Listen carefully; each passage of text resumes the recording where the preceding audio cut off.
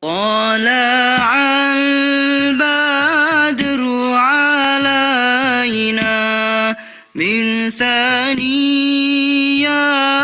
الوداع وجب الشكر علينا ما دعا لله داع.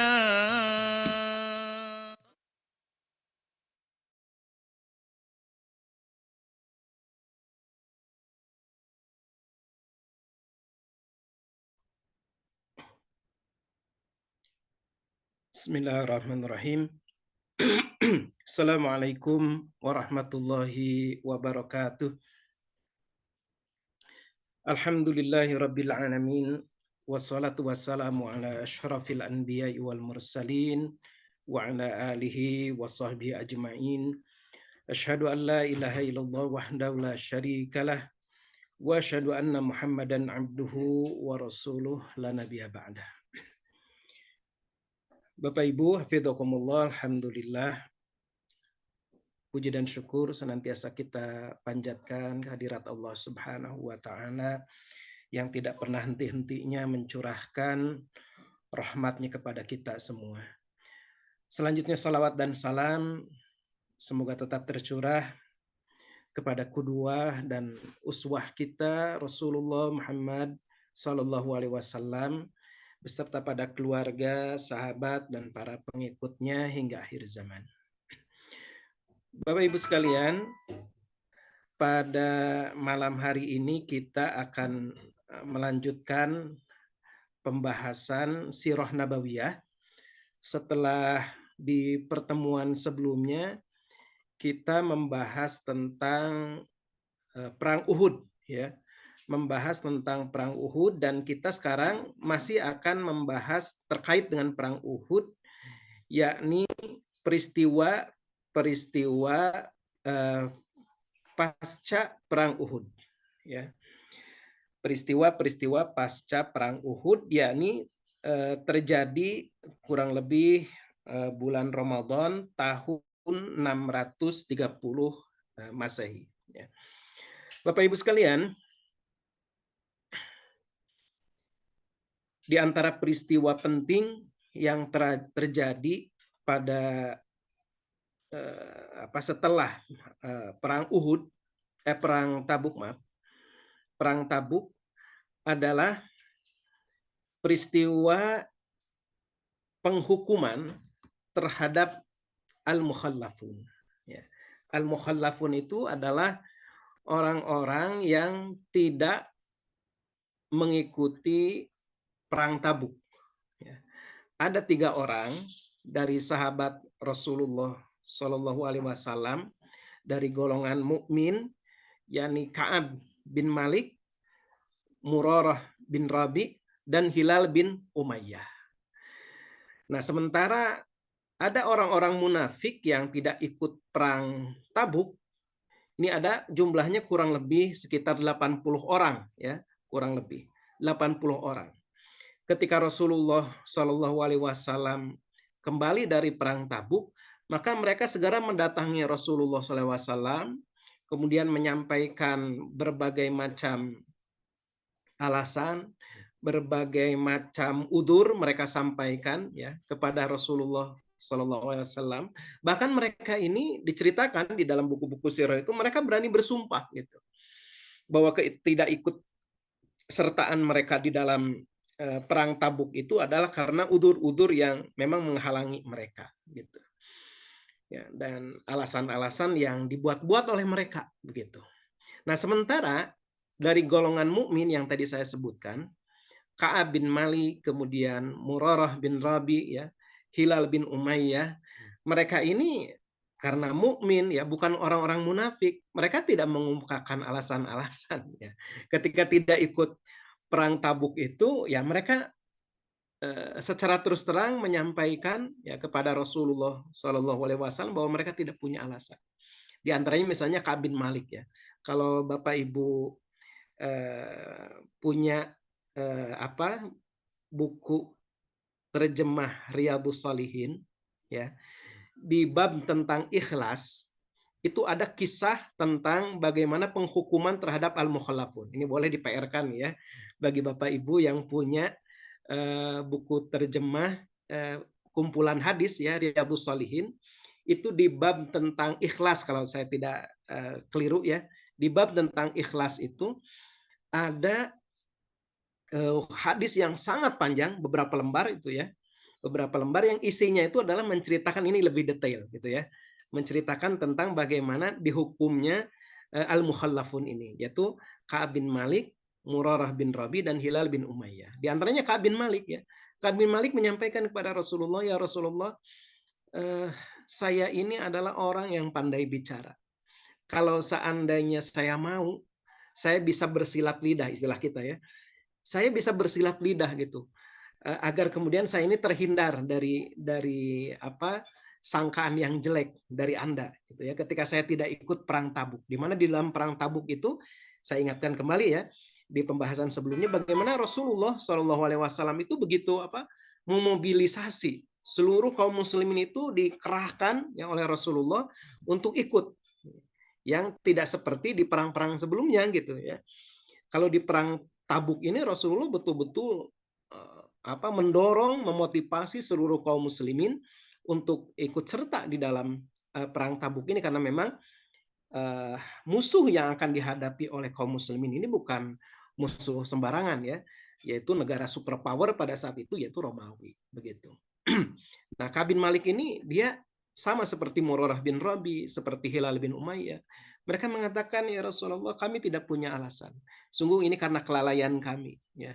Kami tidak tidak ikut perang Tabuk ini. Maka kemudian sebagai hukuman ya kepada al-mukhallafun ini, Rasulullah Shallallahu Alaihi Wasallam melarang para sahabat untuk berbicara dengan mereka bertiga itu. Jadi diasingkan mereka ini gitu ya.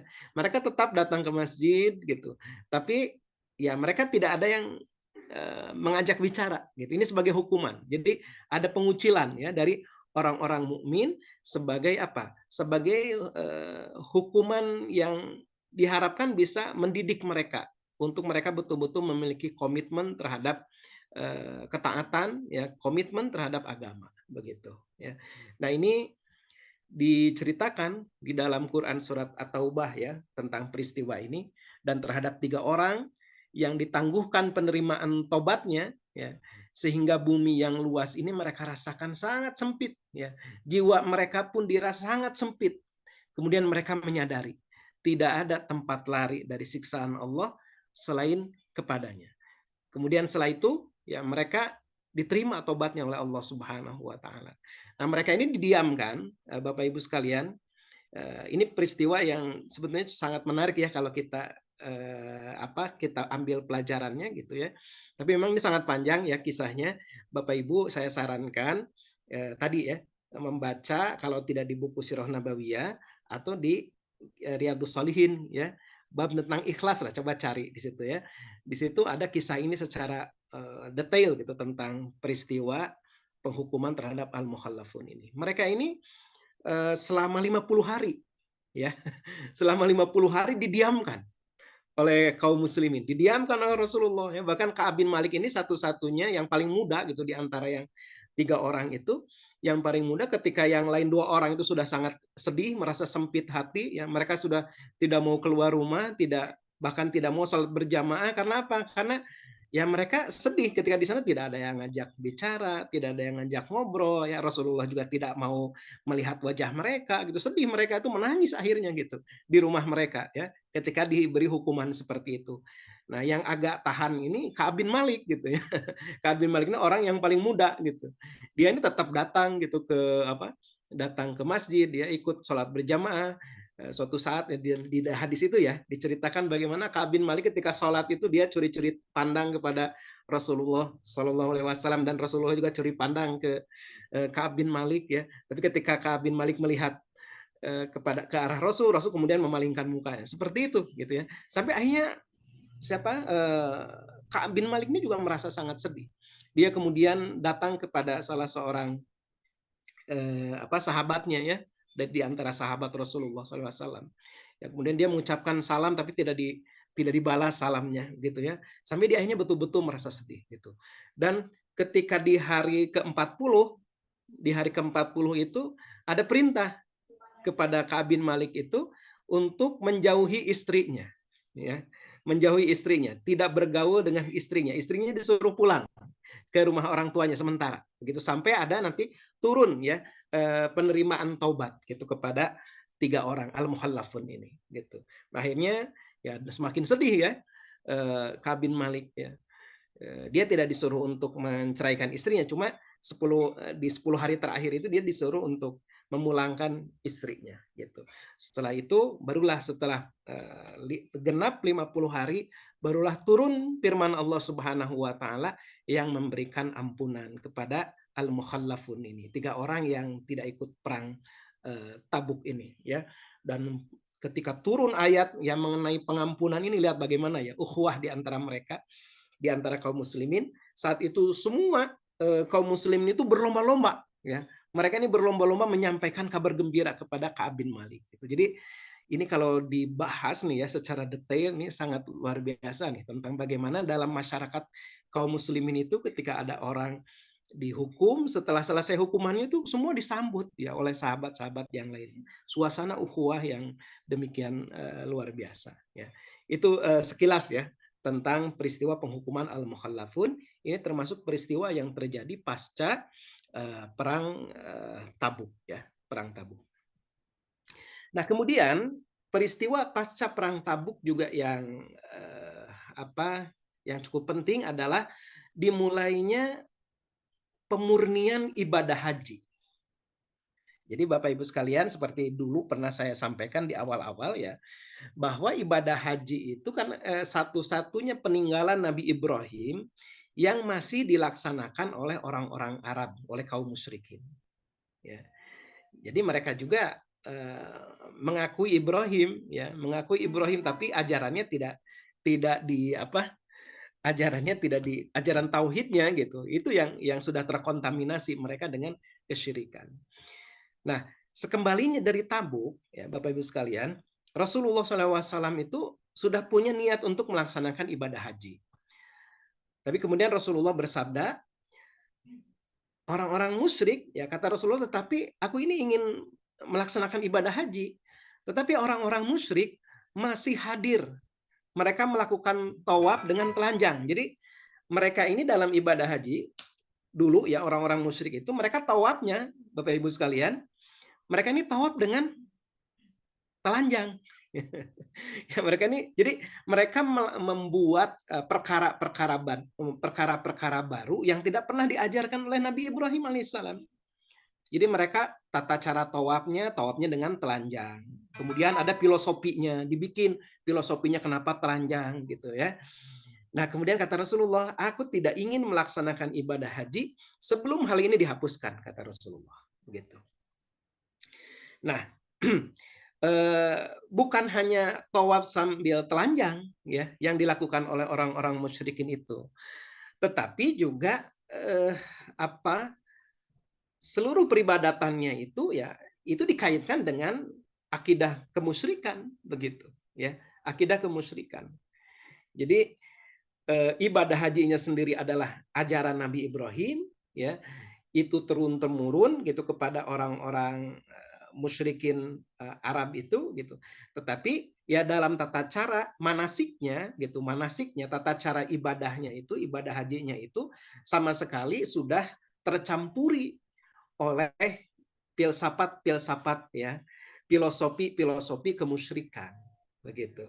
Makanya Rasulullah, ada sabda Rasulullah Shallallahu Alaihi Wasallam, khudu anni manasikakum, ambil tata cara manasik ibadah haji kalian itu dariku, kata Rasulullah. Jangan mengikuti tradisi-tradisi orang-orang musyrikin, orang-orang Quraisy, orang-orang Arab jahiliyah ya, yang mereka itu melaksanakan ibadah haji itu sudah tercampuri gitu. Seharusnya ibadah haji itu dalam rangka ya menunjukkan ketundukan, kepatuhan kepada Allah saja, tetapi kalau ibadah haji yang mereka laksanakan ini sudah bercampur baur dengan kemusyrikan begitu ya. Nah, salah satu contoh misalnya ya, ini ada sebuah riwayat ya, Ibnu Aid, dia berkata bahwa kaum musyrikin sebelum tahun ini ya, maksudnya tahun di mana Rasulullah akan memurnikan haji itu, mereka ini selalu mengganggu kaum muslimin kalau mereka sedang melaksanakan ibadah haji itu dengan ucapan talbiyah mereka. Mereka ini talbiyahnya labbaika la syarika laka illa syarikan huwalak tamlikuhu wa ma malak gitu. Jadi kami sambut ya, engkau la syarikalak, tidak ada sekutu bagi engkau, illa syarikan huwalak, kecuali sekutu yang pantas bagimu. Nah, ini kan dari mana gitu ya ungkapan talbiyah ini. Tamlikuhu wa ma malak. Engkau menguasainya dan menguasai apa yang dia kuasai. Jadi talbiyahnya itu sudah talbiyah yang bercampur dengan kesyirikan gitu ya. Nah, kemudian tadi ditambah mereka ini ketika melakukan tawaf ya, tawafnya itu dilakukan dengan telanjang ya. Telanjang itu telanjang bulat begitu ya. Tanpa pakaian sama sekali, kan ini sudah menodai ya, menodai kesucian Ka'bah al-Musyarrafah ya. Nah, kalau mereka ditanya kenapa kalian itu ketika tawaf itu bertelanjang, nah keluarlah gitu ya filosofinya ya, filosofinya gitu.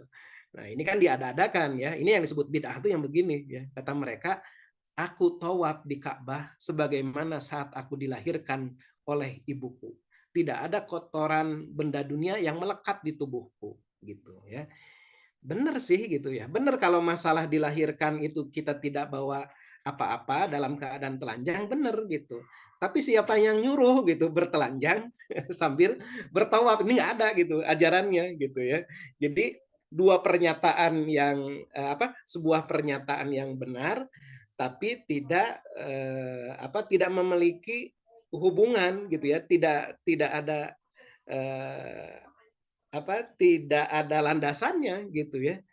Lalu kenapa kalau dilahirkan oleh ibu tidak ini, kemudian ketika tawaf di Ka'bah juga harus telanjang? Siapa yang nyuruhnya gitu? Cara ibadah seperti itu padahal manasik itu sudah ditentukan gitu tata caranya begitu ya. Nah, Bapak Ibu sekalian, ketika Rasulullah Shallallahu Alaihi Wasallam sudah memiliki niat untuk melaksanakan ibadah haji, ternyata memang ini sesuai gitu ya dengan ayat yang kemudian turun setelah pasca perang Tabuk itu, turun firman Allah Subhanahu Wa Taala, Quran surat At-Taubah, Quran surat Al-Baro'ah.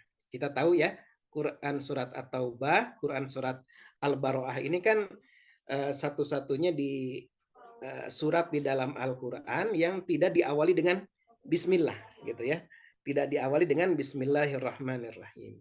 Nah, kita dengarkan ya Quran surat At-Taubah yang menyatakan pemutusan hubungan dengan orang-orang musyrikin.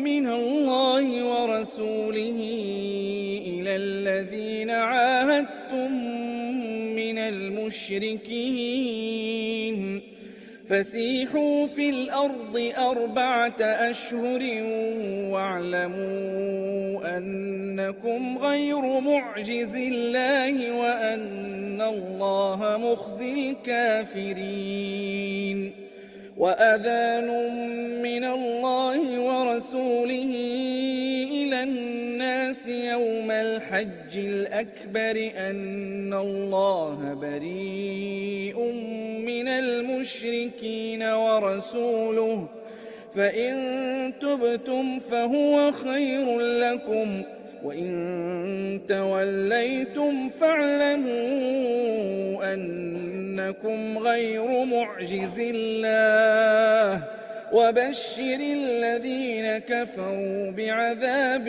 أليم إلا الذين عاهدتم من المشركين ثم ثم لم ينقصوكم شيئا ولم يظاهروا عليكم أحدا فأتموا إليهم عهدهم إلى مدتهم إن الله يحب المتقين فإذا انسلخ الأشهر الحرم فاقتلوا المشركين حيث وجدتموهم وخذوهم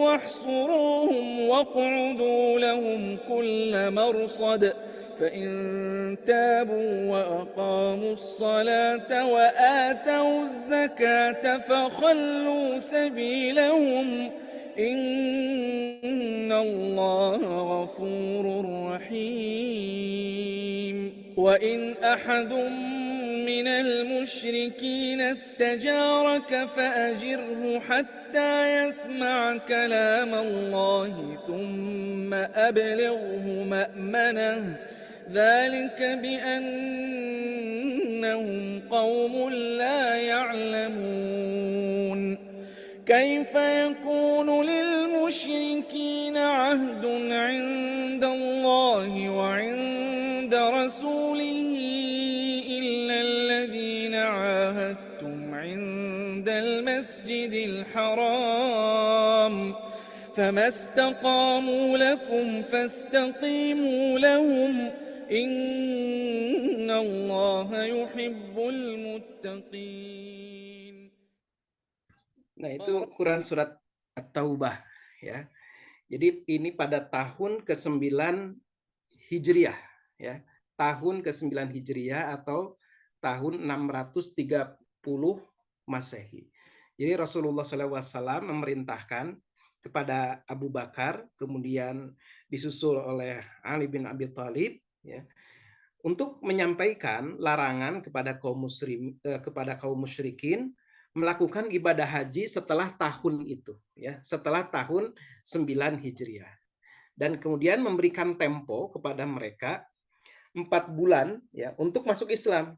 Jadi mereka boleh melaksanakan ibadah haji asal mereka sudah masuk Islam gitu ya. Nah, ini ayat yang tadi, bara'atun minallahi wa rasulihi ilal ladzina ahadtum minal musyrikin. Inilah pernyataan pemutusan hubungan dari Allah dan Rasulnya yang dihadapkan kepada orang-orang musyrikin yang kamu kaum muslimin telah mengadakan perjanjian dengan mereka. Fasihu fil ardi arba'ata ashhurin wa alamu annakum ghairu mu'jizillah wa annallaha muhzil kafirin.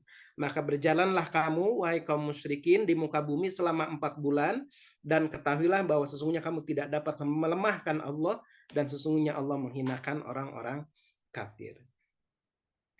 Nah, waktu itu Abu Bakar memimpin rombongan haji ya pada tahun ke-9 Hijriah itu, dan Rasulullah tidak ikut ya waktu itu. Memimpin rombongan haji bersama 300 orang dari Madinah, membawa 20 ekor binatang hadyu ya.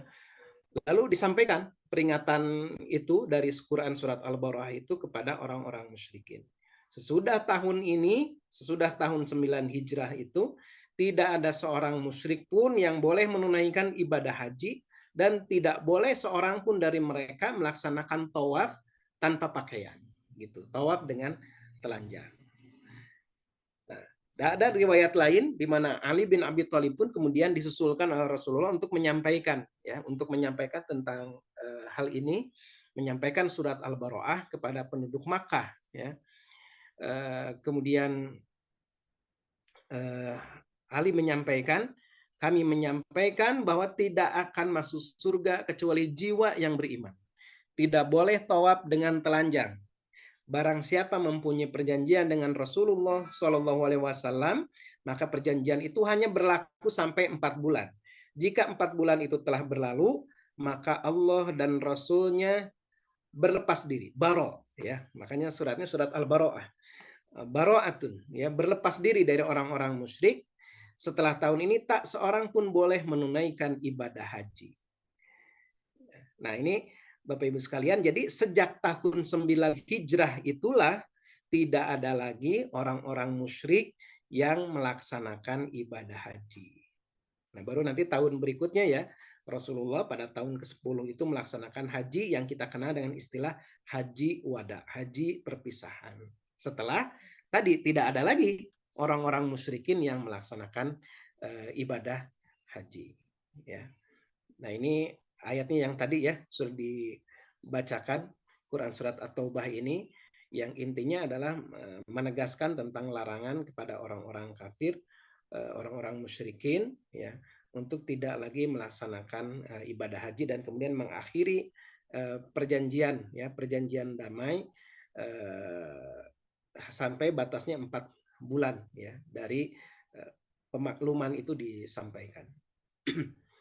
Nah, berikutnya peristiwa pasca perang Tabuk juga yang cukup penting adalah tentang pemusnahan Masjid Diror.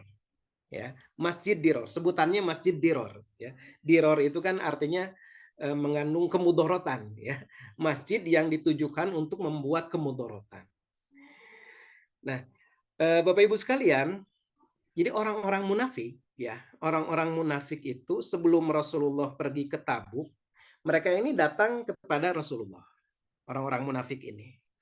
Mereka menyampaikan, wahai Rasulullah, kami telah membangun masjid buat orang-orang yang sakit. Ya. Nah, ini alasan mereka ya, membuat masjid buat orang-orang yang sakit, atau ini masjid ini dimanfaatkan untuk keperluan bagi orang-orang yang untuk menampung mereka ya pada malam yang dingin atau ketika hujan. Ya. Nah, kami undang Anda, kalau sekarang mah mungkin peresmian lah begitu ya, untuk sholat di masjid kami. Ya, ini sebagai semacam peresmiannya gitu, masjid tersebut. Cuma waktu itu kan Rasulullah sudah bersiap-siap, sudah berniat untuk melaksanakan perang Tabuk gitu ya. Nah, Rasulullah waktu itu belum mendapatkan berita ya dari Allah Subhanahu wa taala. Kata Rasulullah, aku sekarang mau berangkat bepergian melaksanakan merencanakan akan melaksanakan perang gitu. Insya Allah kata Rasulullah, setelah kembali nanti aku akan mengunjungi kalian dan sholat di masjid kalian. Ya, ini masjid yang tadi didirikan oleh orang-orang munafik. Ya. Nah, sekembali dari Tabuk, Rasulullah SAW beristirahat di sebuah tempat namanya Dhu Awan. Ya. Ini jaraknya ke Madinah itu sekitar setengah hari perjalanan gitu ya. Nah, disitulah di Dhu Awan itu Rasulullah SAW diberikan kabar oleh Allah Subhanahu wa taala melalui wahyu ya tentang masjid tersebut. Ya, jadi masjid yang didirikan oleh orang-orang munafik tersebut ternyata didirikan untuk niat yang jelek. Ya. Dan Rasulullah dilarang untuk sholat di masjid yang didirikan oleh orang-orang munafik itu. Yang kemudian disebut dalam istilah Al-Quran disebut dengan Masjid Diror. Ya. Masjid Diror. Jadi masjid yang mengandung kemudorotan. Gitu. Nah, ini ayat ya, ayat Al-Quran yang menyebutkan tentang Masjid Diror. Walladzina takhadu masjidan diraran wa kufran wa tafriqan bainal mu'minin wa irsadan liman haraballahu wa rasulahu min qablu. Dan di antara orang-orang munafik itu ada orang-orang yang mendirikan masjid, membangun masjid, tapi niatnya itu untuk menimbulkan kemudorotan, ya. Wa kufran, dan untuk keperluan kekufuran, ya. Wa tafriqan, kemudian untuk memecah belah bainal mukminin, ya, untuk memecah belah di antara kaum mukminin, atau dengan kata lain, Masjid Diror itu dibuat menjadi markas mereka. Jadi mereka berlindung atau menamai, kalau bahasa sekarang lah, papan namanya si masjid gitu. Tapi sebetulnya itu menjadi markas mereka untuk merencanakan berbagai macam, bahasa kita sekarang, konspirasi-konspirasi, makar-makar gitu. Wa irsadan liman haraballahu wa rasuluhu min qablu.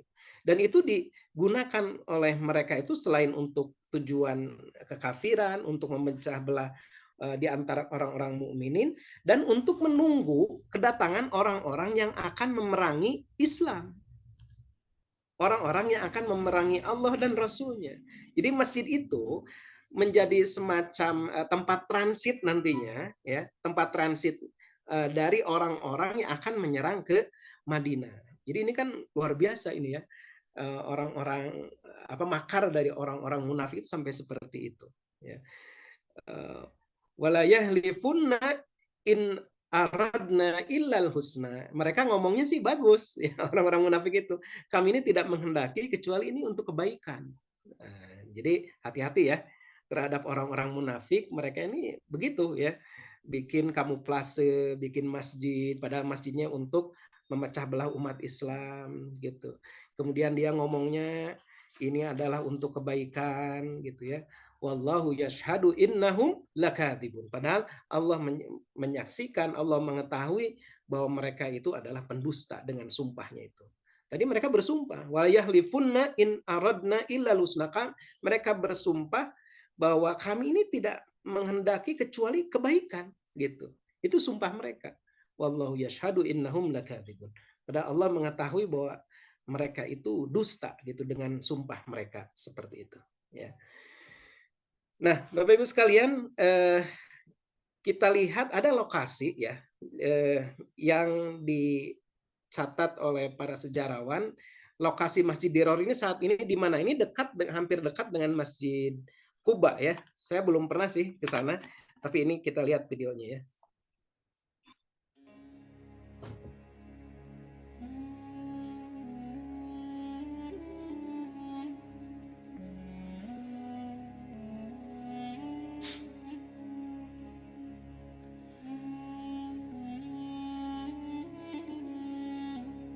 Afwan Ustadz, masih poster yang At-Taubah. Nah ini udah.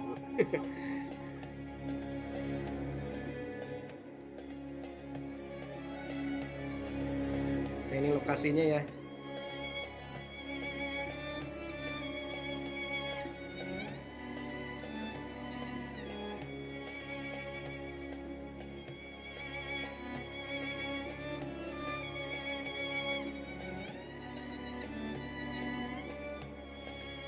Ini lokasinya ini ya.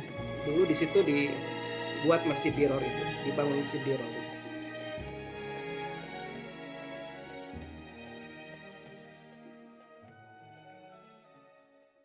Nah itu, ya sekilas aja itu ya.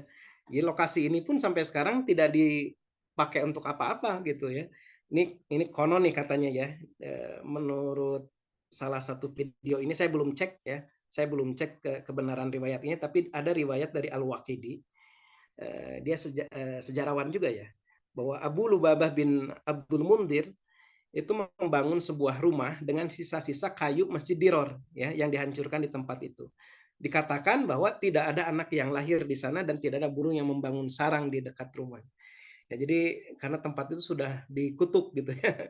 Nah, wallahu alam ya, sampai saat ini mungkin juga tidak dibangun apa-apa di area itu ya, wallahu alam bisawab. Saya penasaran juga, belum pernah ya ke situ ya. Belum melihat ke area lokasi ini. Baik, nah itu Masjid Diror ya. Jadi Masjid Diror ini di antaranya ya tokohnya itu adalah Abu Amir Ar-Rahib. Ini mungkin agak jarang ya kita dengar namanya. Yang sering kita dengar itu kan tokoh dari kalangan munafik itu kan Abdullah bin Ubay ya. Sebetulnya ada lagi ya Abu Amir Ar-Rahib ya. Jadi sebelum Rasulullah Shallallahu Alaihi Wasallam hijrah ke Madinah, ada seorang laki-laki dari Khazraj ya, dari orang Khazraj, nama kunyahnya itu Abu Amir Ar-Rahib ya. Nah, orang ini, laki-laki ini, dia di masa jahiliyah itu beragama Nasrani. Kemudian mempelajari ya kitab-kitab Injil ya, dan dia juga termasuk orang yang sangat tekun gitu beribadah. Nah, di sisi lain dia ini memang punya kedudukan di kalangan kaumnya itu dan memiliki pengaruh di kalangan kaumnya. Dia menjadi tokoh lah begitu ya. Nah, tapi ketika Rasulullah datang ya, pengaruhnya ini jadi hilang. Jadi tersaingi oleh Rasulullah Shallallahu Alaihi Wasallam. Oleh karena itulah siapa Abu Amir Ar-Rahib ini dia merasa dengki kepada Rasulullah Shallallahu Alaihi Wasallam karena seperti Abdullah bin Ubay, ya Abu Amir Ar-Rahib ini hampir-hampir dia ini menjadi kandidat pemimpin di Madinah gitu. Jadi kan sebelum Rasulullah datang itu ada dua orang, jadi Abdullah bin Ubay dan Abu Amir Ar-Rahib yang akan diangkat menjadi pemimpin, ya pemimpin kaumnya gitu pada saat itu.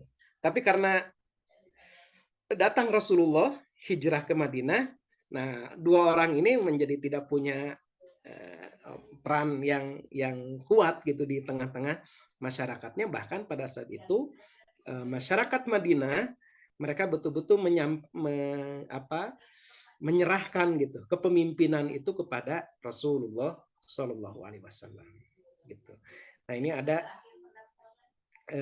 di dalam sebuah riwayat ya bahwa dia ini termasuk Abu Rahib ini dia termasuk yang memprovokasi orang-orang musyrikin ya untuk berperang melawan umat Islam ya sehingga terjadinya perang Uhud. Jadi selain Abdullah bin Ubay ternyata ini Abu Rahib ya juga dia termasuk gitu.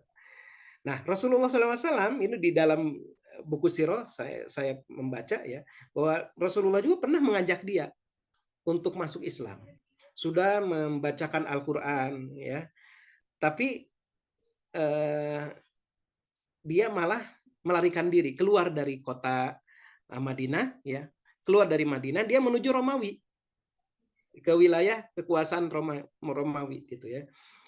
Jadi dia betul-betul menolak Islam dan kemudian dia mengatakan tidaklah aku menemui suatu kaum yang aku memerangimu kecuali aku akan bergabung bersama mereka.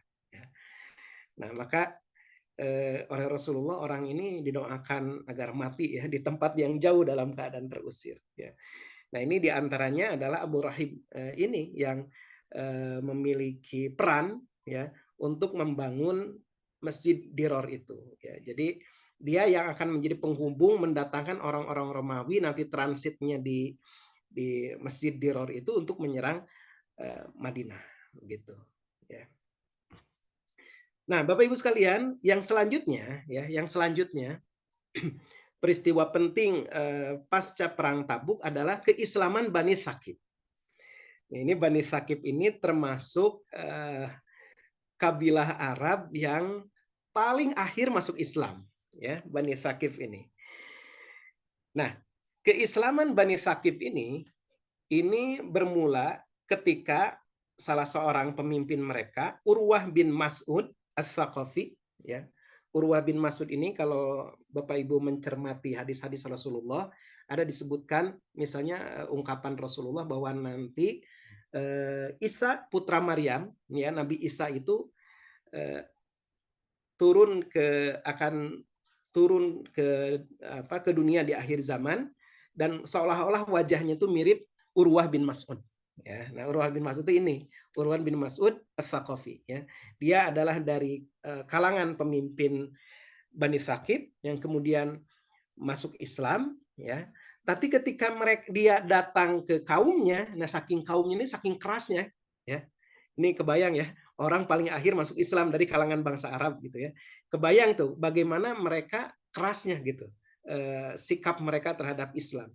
Ketika Urwah bin Mas'ud mengajak mereka masuk Islam, mereka malah menghujani pemimpinnya itu. Ini pemimpin mereka gitu ya.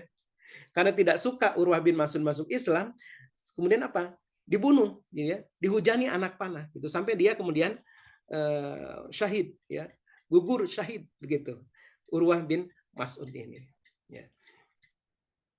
Nah, setelah wafatnya Urwah bin Mas'ud ya, mereka tetap dalam kekufuran mereka. Lalu mereka bermusyawarah ya.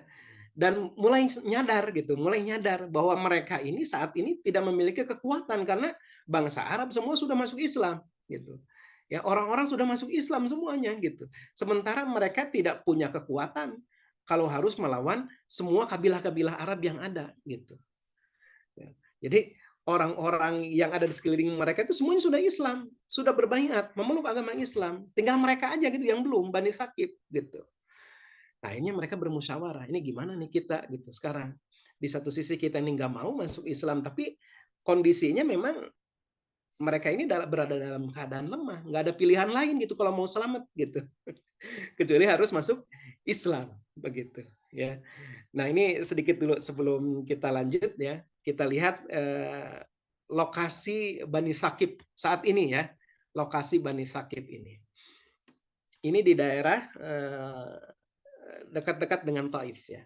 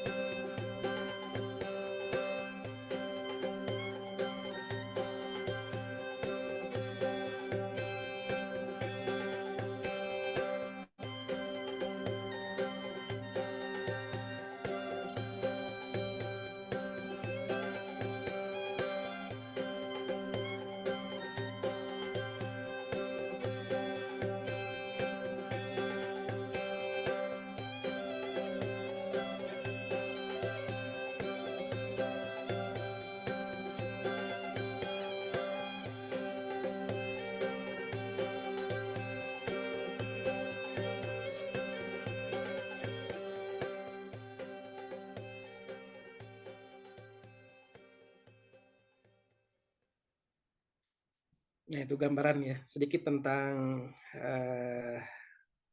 Bani Thaqif ya. Nah, mereka kemudian menyerahkan tugas ya kepada Abdu Yala'il bin Amru. Jadi ditugaskan untuk bernegosiasi, datang kepada Rasulullah untuk bernegosiasi. Tapi Abdu Yala'il bin Amru ini dia menolak ya. Nanti saya diperlakukan seperti Urwah lagi, saya dibunuh, jangan-jangan pulang dari Madinah gitu ya. Kemudian dia mengatakan aku tidak akan melaksanakannya kecuali kalian mengirim bersamaku beberapa orang. Saya nggak mau sendirian, nanti saya pulang dari sana malah dibunuh juga gitu kata dia ya. Nah, akhirnya diutuslah gitu ya oleh Bani Thaqif ini bersama Abdu Yala'il bin Amru ini, 2 orang dari Bani Ahlaf dan 3 orang dari Bani Malik ya. Jumlah mereka jadi 6 orang semuanya. Di antaranya itu adalah ada seorang ini orang yang paling muda dan ini yang nanti paling menyambut ya dakwah Islam, yaitu Utsman bin Abul As Ats-Tsaqafi. Ini orang yang paling muda ya umurnya. Nah, kemudian mereka datang kepada Rasulullah SAW. Kemudian Rasulullah menyediakan tenda ya di masjid. Ini alasannya agar mereka ini bisa mendengarkan Al-Quran. Ya, jadi sengaja gitu. Dia ini ditempatkan, tamu-tamu ini, delegasi dari luar kaum muslimin ini di masjid, didirikan tenda di masjid. Kemudian mereka disuruh tinggal di situ, gitu ya, diberi makan dan lain sebagainya. Ini tujuannya agar mereka bisa mendengarkan Al-Quran, bisa melihat orang-orang ketika melaksanakan sholat. Ya. Kemudian mereka datang bergantian mendatangi Rasulullah Shallallahu Alaihi Wasallam. Kemudian Rasulullah juga menyampaikan Islam kepada mereka, menjelaskan tentang Islam kepada mereka, mengajak mereka itu untuk masuk Islam. Ya. Nah, kemudian mereka Bani Thaqif ini ya meminta kepada Rasulullah agar menulis perjanjian, ya, perjanjian antara Rasulullah SAW dengan Bani Thaqif. Nah ini lihat ini Bapak Ibu sekalian ya, perhatikan ini bagaimana demikian kerasnya gitu ya mereka ini, kekufuran mereka itu gitu, atau begitu mengakarnya ya, begitu mengakarnya kejahiliahan di dalam diri mereka sampai mereka menginginkan ada dispensasi. Baiklah kami masuk Islam, tapi dibolehkan berzina, dibolehkan minum khamar, dibolehkan riba, ya. Kemudian dibiarkan untuk tidak menghancurkan togut mereka. Togut ini maksudnya berhala mereka itu, berhala Lata itu kan ada di Bani Thaqif ya, patung Lata gitu. Itu dibiarkan, tidak harus dihancurkan gitu ya. Agar mereka ini, kata mereka, tetap bisa berdiri melakukan ritual gitu. Jadi kekeh ya, kekeh kata orang Sunda mah gitu. Masuk Islam tapi tetap ritual-ritual peninggalan mereka ini tetap dilaksanakan ya.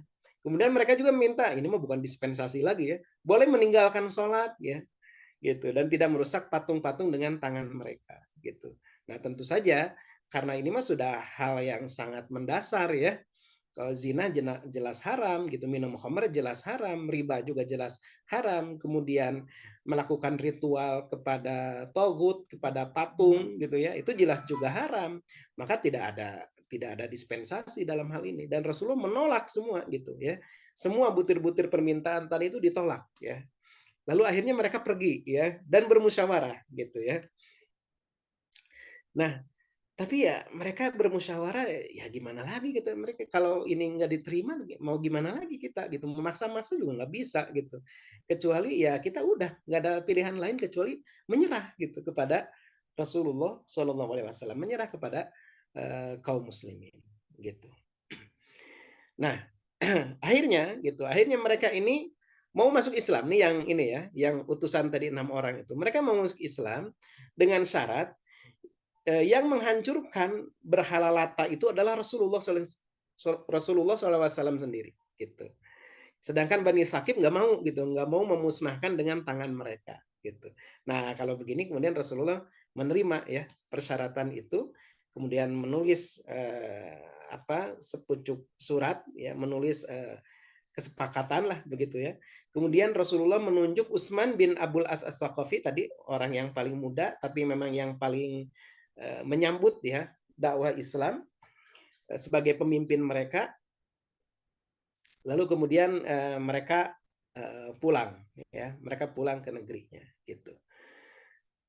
Nah ini siapa, Utsman bin Abdul As ini dia secara khusus memang diajari ya oleh Rasulullah secara langsung, ditalaki istilahnya, ditalaki oleh Rasulullah, ditalaki tentang Al-Quran gitu ya.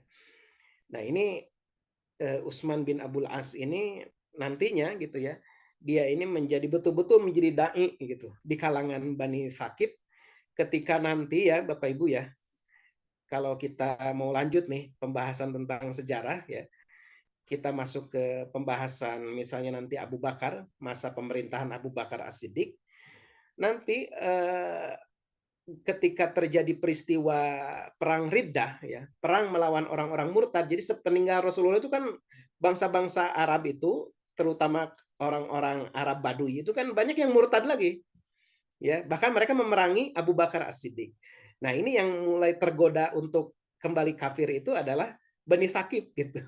Dan kemudian dicegah oleh Utsman bin Abdul As gitu nanti itu. Kata Utsman bin Abdul As, "Wahai Bani Thaqif, kalian ini merupakan orang yang paling akhir masuk Islam.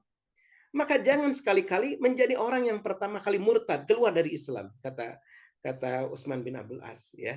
Nah, akhirnya mereka itu nggak jadi murtad gitu ya. Karena tadi ya peringatan dari Utsman bin Abdul As, yang masalah gitu, yang paling akhir yang paling akhir masuk Islam gitu kan. Kemudian nanti paling awal keluar dari Islam gitu ya. Dan ini kemudian dicegah oleh Utsman bin Abdul As. Dan ternyata Bani Thaqif ini nantinya kan luar biasa ya. Kalau kita lihat sejarahnya, dari kalangan Bani Thaqif ini kemudian menyebar nanti ke berbagai wilayah di Jazirah Arab, mereka menyebarkan Islam ya. Nah, kembali lagi tadi ke utusan tadi yang 6 orang tadi. Mereka pulang, tetapi mereka menyembunyikan ya tadi kesepakatan dengan Rasulullah SAW. Kenapa? Karena takut nantinya gitu, takut nantinya mereka itu kalau ketahuan mereka sudah masuk Islam akan dibunuh gitu ya. Nah, lalu akhirnya apa yang mereka supaya kaumnya juga masuk Islam, akhirnya mereka menakut-nakuti mereka ya. Wah, kalau kalian nggak masuk Islam ya gimana lagi, nanti kita akan diperangi ya, kita akan bertempur ya, harus bertempur gitu, dan kita akan sedih nanti, akan banyak sekali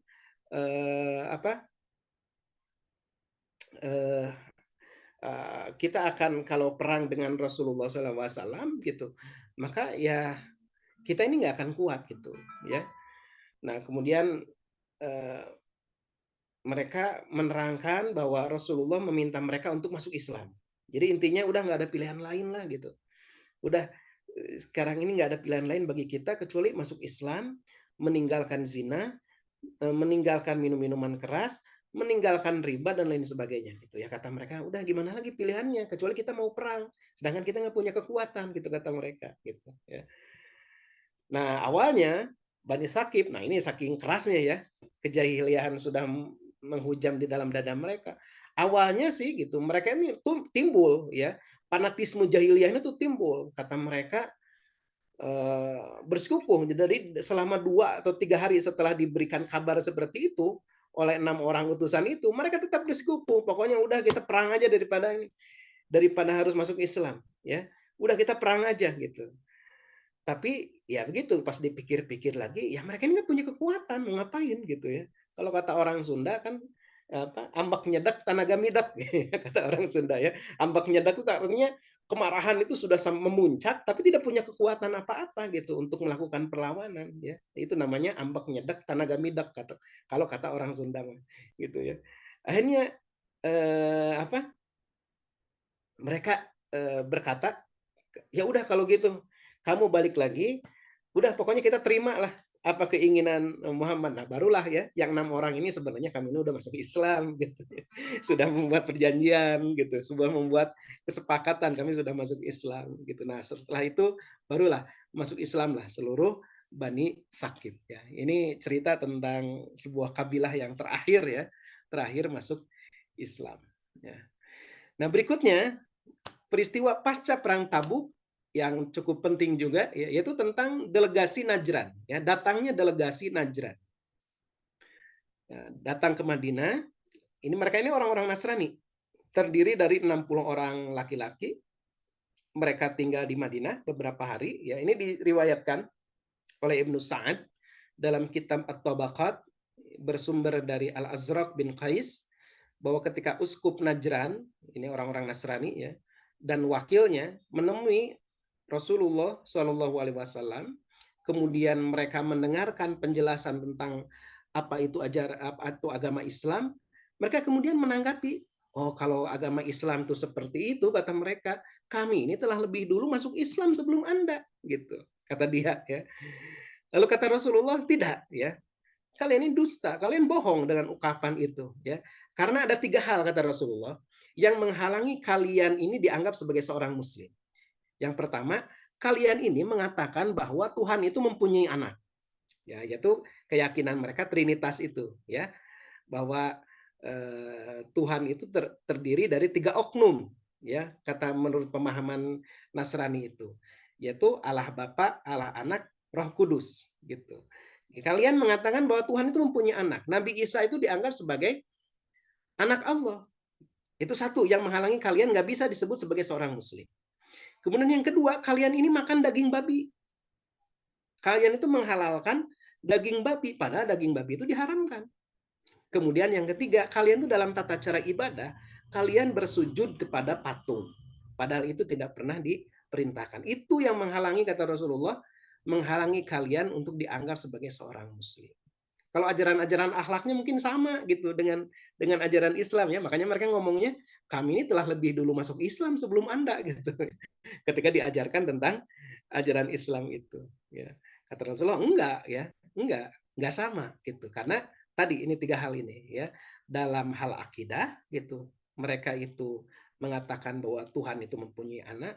Kemudian dari sisi syariah ya, dari sisi syariah itu adalah mereka menghalalkan apa yang diharamkan oleh Allah Subhanahu wa taala. Dan kemudian dalam tata cara ibadah ya, dalam tata cara ibadah mereka itu melakukan ibadah yang tidak diperintahkan oleh Allah Subhanahu wa taala, oleh Nabi Isa begitu. Nah, akhirnya ketika dikatakan seperti itu, dijawab seperti itu oleh Rasulullah SAW, lalu mereka balik bertanya, kalau begitu siapa bapaknya Isa? Kalau Isa itu bukan anak Tuhan, lalu siapa bapaknya Isa? Kan dia itu lahir tanpa bapak gitu. Nah, waktu itu ya, Bapak Ibu sekalian, Rasulullah sejenak itu sempat terdiam dulu ketika ditanya seperti itu. Kalau Isa itu, kalau bahasa kita sekarang nih, orang-orang Nasrani sekarang, kalau Yesus itu bukan anak Tuhan, lalu anak siapa? Gitu. Kan dia lahir tanpa bapak gitu. Nah, Rasulullah sejenak terdiam. Lalu pada saat itu juga turunlah firman Allah Subhanahu wa taala yang menjelaskan tentang hal ini, yakni Quran surat Ali Imran ayat 59 ayat sampai 60. Inna mathala Isa indallahi kamathali Adam. Sesungguhnya perumpamaan penciptaan Isa, Nabi Isa itu indallah, di sisi Allah, kamathali Adam, sebagaimana penciptaan Adam. Khalaqahu min turab tsumma qala lahu kun fayakun. Ya. Jadi kamu itu nggak usah heran gitu bahwa penciptaan Isa itu seperti penciptaan Nabi Adam. Ya. Nabi Isa tidak punya bapak. Nabi Adam bahkan tidak punya bapak, tidak punya ibu, ya. Nabi Isa mah cuma tidak punya bapak, tapi punya ibu. Kalau Nabi Adam ini lebih hebat lagi, tidak punya bapak, tidak punya ibu. Jadi nggak usah heran, gitu. Nggak usah nanya siapa bapaknya Isa.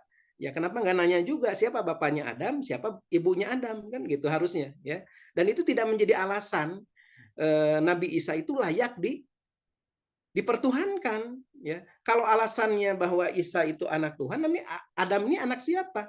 Siapa bapaknya? Siapa ibunya? Lebih hebat gitu dari Nabi Isa, tanda kutip ya, lebih hebat dari Nabi Isa begitu. Harusnya sekalian aja nyembah Adam kan begitu, gitu ya. Nah maka ini dijelaskan oleh Allah Subhanahu Wa Taala. Inna mathala Isa indallahi kamathali Adam.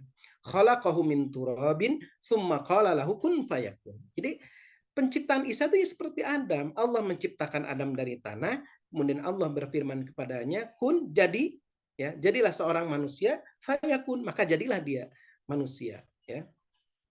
Nah, kemudian al-haqqu min rabbika fala takum minal mumtarin. Apa yang disampaikan ini, apa yang dijelaskan ini adalah dari Tuhan kalian. Fala takum minal mumtarin. Oleh karena itu udah kalian jangan ragu-ragu lagi. Segera berislam, ya. Tapi ya Bapak Ibu sekalian, orang-orang uskup Najran ini masih juga mendebat, masih merasa ragu, terus aja membantah gitu ya. Membantah setelah dijelaskan dengan hujah yang sangat nyata gitu ya. Mereka tetap aja masih berat untuk masuk Islam. Akhirnya turunlah firman Allah, Quran surat Ali Imran ayat 61 ayat 62. Inilah ayat tentang mubahalah, ya, kita mengenai tentang mubahalah. Siapa yang membantahmu tentang kisah Isa sesudah datangnya ilmu, sesudah datangnya penjelasan yang meyakinkan, maka katakanlah kepadanya. Artinya kalau kalian ini nggak mau juga percaya setelah diberikan penjelasan, diberikan hujah yang sangat nyata, marilah kita panggil anak-anak kami, anak-anak kamu, istri-istri kami, istri-istri kamu, diri kami dan diri kamu. Kemudian marilah kita bermubahalah kepada Allah. Dan kita minta supaya laknat Allah ditimpakan kepada orang-orang yang dusta. Sesungguhnya ini adalah kisah yang benar dan tak ada Tuhan yang berhak disembah selain Allah. Dan sesungguhnya Allah dialah yang maha perkasa lagi maha bijaksana. Nah ini ajakan untuk mubahalah. Jadi siapa di antara, kalau mereka nggak mau juga mengerti gitu dengan penjelasan, dengan hujah yang sudah disampaikan, ya udah datangkan anak-anak kami, anak-anak kamu, istri kamu, diri kamu. Setelah itu mubahalah. Siapa yang di antara kita yang berdusta, siapa di antara kita yang tersalah, maka semoga laknat turun kepada dia. Nah, ini nggak berani itu. Uskup Najran ketika diajak bermubahalah nggak berani juga gitu ya. Kalau mereka sudah yakin dengan agama mereka, seharusnya kan mereka menerima gitu mubahalah. Tapi memang tadi konsekuensinya akan dilaknat oleh Allah gitu. Mereka nggak berani. Akhirnya mereka memutuskan untuk ya udah, kalau begitu kami sudah menyatakan diri, kami akan membayar jizyah kepada kaum muslimin dan mereka diberikan kebebasan ya untuk melaksanakan agamanya ya. Nah, ini di antara poin di dalam perjanjian itu, jika mereka membayar jizyah sesuai yang disepakati, maka mereka dibiarkan memeluk agamanya tapi dengan syarat tidak berkhianat dan tidak memakan riba ya. Jadi kalau mereka udah dijelaskan fadzakir innama anta mudzakir, ya berilah peringatan, sesungguhnya engkau Muhammad adalah hanya sebagai pemberi peringatan, dan mereka tidak mau juga, ya nggak dipaksa ya, nggak dipaksa. Tapi mereka konsekuensinya harus bayar jizyah ya. Jizyah ini apa? Jizyah ini semacam pajak tapi digunakan untuk melindungi mereka gitu, sebagai jaminan perlindungan kepada mereka. Mereka diperbolehkan menjalankan agamanya, tapi mereka setiap tahun dikenai jizyah per kepala keluarga ya. Itu ketentuannya itu ditentukan oleh pemimpin kaum muslimin ya, berdasarkan pertimbangan. Jadi tidak ada baku ya. Kadang-kadang ada jizyah itu 1 dinar per tahun, ada juga lebih, kadang-kadang juga kurang, yaitu disesuaikan. Kemudian orang yang tidak mampu di kalangan Nasrani untuk membayar jizyah juga tidak dipaksa kalau tidak mampu. Bahkan mereka harus disantuni. Kalau mereka yang tidak mampu harus disantuni dari Baitul Mal kaum muslimin gitu ya. Orang-orang yang sudah sepuh justru harus disantuni oleh Baitul Mal. Dia menjadi warga negara umat Islam begitu. Orang-orang yang sudah bayar jizyah itu dia menjadi warga negara Islam begitu, di negeri Islam, walaupun mereka beragama Nasrani atau non Muslim begitu. Nah, kemudian ada kisah lain lagi, ini sekilas saja karena waktu ya, khawatir waktunya. Keislaman Adi bin Hatim. Ini seorang tokoh terkenal ya. Ada Adi bin Hatim ini, dia adalah putra dari seorang tokoh Hatim Al-Jawad. Hatim Al-Jawad. Nah, dia ini sangat benci kepada Islam, tapi ketika bertemu dengan Rasulullah Shallallahu Alaihi Wasallam, dia melihat ya, Adi bin Hatim ini dia melihat bagaimana akhlak Rasulullah ya. Dia pun kemudian merasa kagum, lalu masuk Islam gitu ya. Tapi kata dia, ya Rasulullah, saya sudah masuk Islam tapi masih ada keraguan di dalam diri saya itu. Ya, ini ketika melihat orang miskin, orang kaum muslimin ini, kok orang Islam ini kok miskin-miskin, kata dia. Gitu kan, miskin-miskin. Jadi saya ini agak ragu. Kita ini berada dalam dalam kebenaran, berada dalam berada di jalan Allah, sedang memperjuangkan agama Allah, tapi saya lihat orang-orang Islam itu kebanyakan miskin. Kata Rasulullah waktu itu, wahai Adi ya, wahai Adi bin Hatim, tidak lama lagi kaum muslimin akan memperoleh kejayaan. Memang betul ya, apa yang dikatakan Rasulullah, ternyata tidak lama setelah itu kan Romawi bisa dikuasai oleh kaum muslimin. Persia mampu dikuasai oleh kaum muslimin. Romawi runtuh, Persia runtuh, dan kemudian Islam menyebar ke seluruh penjuru bumi, bahkan sampai ke Eropa kan gitu ya, sampai ke Spanyol, sampai ke Portugal ya, atau Andalusia begitu, dan menyebar sampai ke Cina, sampai ke Indonesia juga gitu ya. Nah, ini kaum muslimin, peradaban kaum muslimin ini kemudian menjadi peradaban yang maju, yang mewarnai peradaban dunia pada saat itu gitu ya. Dan Adi bin Hatim memang melihat kenyataan itu ya. Nah, kemudian Bapak Ibu sekalian, Rasulullah Shallallahu Alaihi Wasallam pasca perang Tabuk juga kemudian mulai mengirimkan para dai, satu doa, ya, mengirimkan para dai ke berbagai wilayah. Ya, misalnya Khalid bin Walid ya diutus ke Najran untuk mendakwahkan Islam. Kemudian Ali bin Abi Thalib, Abu Musa al-Asy'ari, Mu'adz bin Jabal diutus oleh Rasulullah ke Yaman. Dan kepada mereka ini dalam sebuah hadis sahih ya yang diriwayatkan oleh Bukhari dan Muslim, Rasulullah berpesan kepada mereka, pada para dai ini yang dikirim ya ke berbagai wilayah, yassira wala tu'assira wabasyira wala tunaffira. Kalau kalian ketika sedang berdakwah, yassira, permudahlah, wala tu'assira, jangan dipersulit ya. Kemudian wabasyira, beri kabar gembira, wala tunaffira, jangan membuat mereka ini lari dari Islam. Gitu. Ini pesan dari Rasulullah kepada para dai ya, yang akan pergi ke berbagai wilayah ya di sekitar Jazirah Arab begitu. Nah, ini mulai jadi dilakukan pengiriman dai ya. Setelah sebelumnya pun sudah ada ya upaya-upaya penyebaran para dai ini. Nah, di antara yang disampaikan, dipesankan oleh Rasulullah yakni kepada Mu'adz bin Jabal ya. Nah, ini saya bacakan ya hadisnya. Mu'adz bin Jabal menceritakan qala Rasulullah sallallahu alaihi wasallam, bersabda Rasulullah sallallahu alaihi wasallam li Mu'adz bin Jabal, berkata kepada Mu'adz bin Jabal, hina ba'athahu ilal Yaman, ketika dia diutus, dia dikirim berdakwah ke negeri Yaman. Apa pesan Rasulullah? Nah, ini menjadi pelajaran ya buat kita. Pelajaran penting. Kata Rasulullah, innaka sata'ti qauman ahlal kitab. Kamu akan mendatangi suatu kaum dari kalangan ahli kitab, pemilik kitab. Ini kalangan Yahudi atau Nasrani. Fa idza ji'tahum, kalau kamu sudah mendatangi mereka, fad'uhum ila ayyashhadu alla ilaha illallah wa anna muhammadar rasulullah.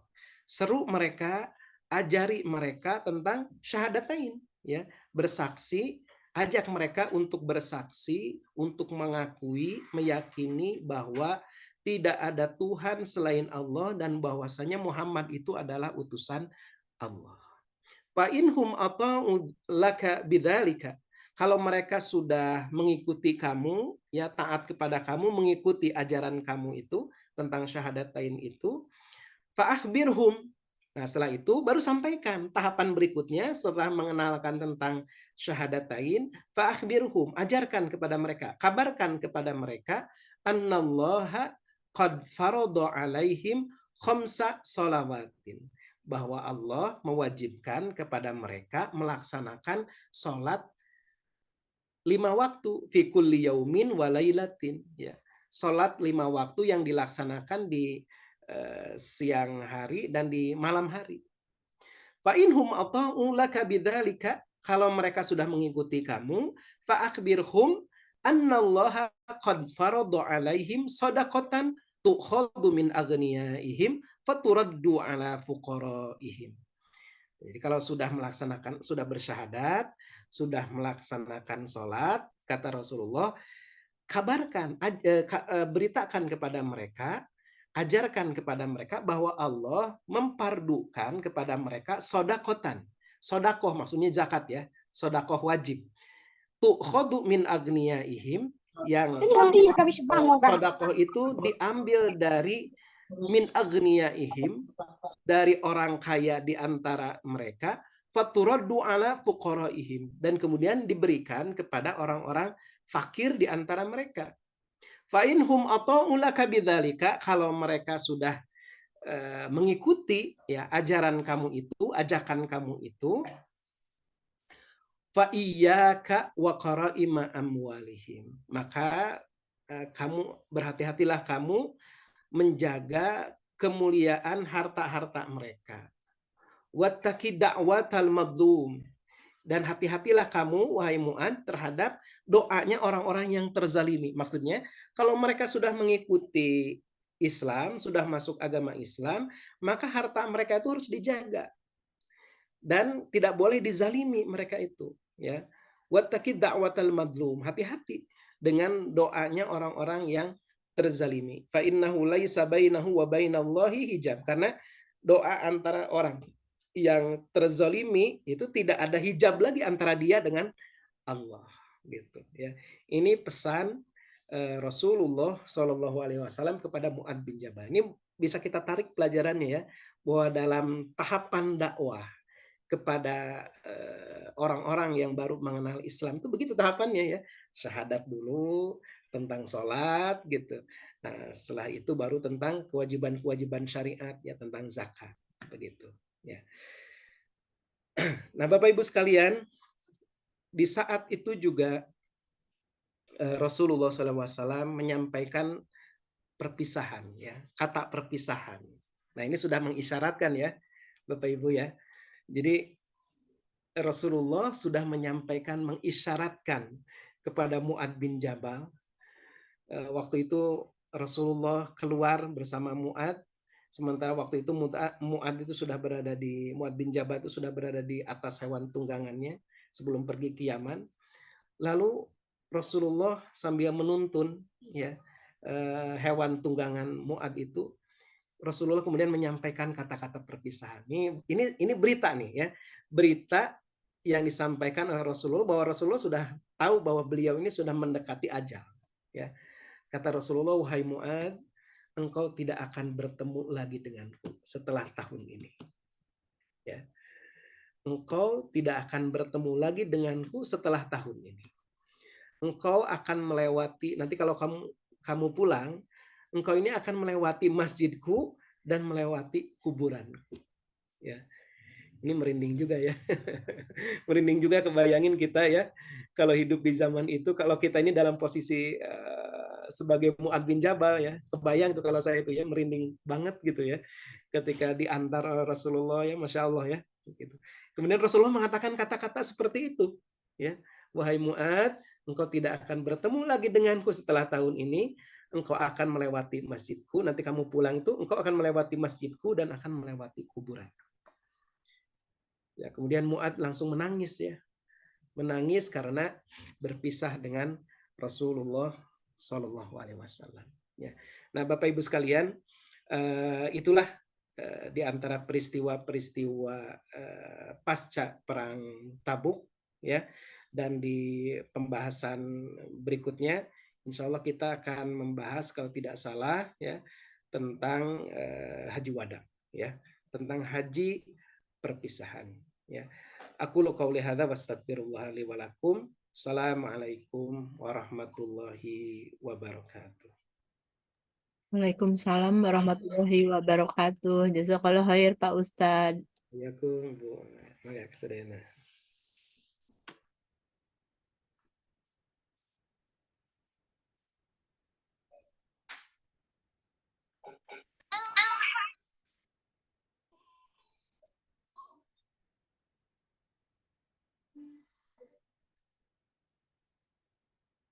طلع البدر علينا من ثنيات